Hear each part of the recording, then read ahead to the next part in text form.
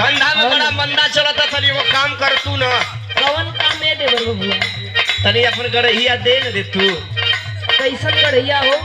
सुना बोल। अरे भाई रोजी रोजगार खातिर कहत है। सुना बोल। तोहर एक गड़वा में सिंघाड़वा भौजी डाल देईता।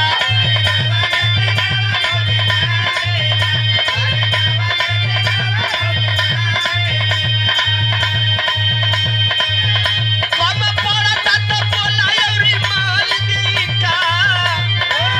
सुना तारू? हाँ सुना तानी। कम पड़ता तो बोला अउरी माल देईता। तोहर एक गड़वा में सिंघाड़वा भौजी डाल देईता।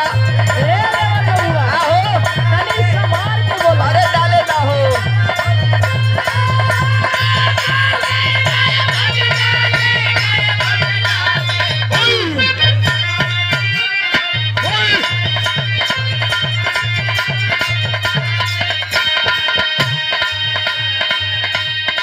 ए देवर बबुआ, का हो भौजी? तनी सोच समझ के बोला।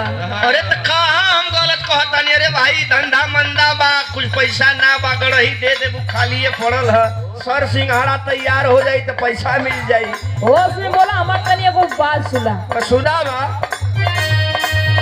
ये में डॉलर ले बसैया मोर मछ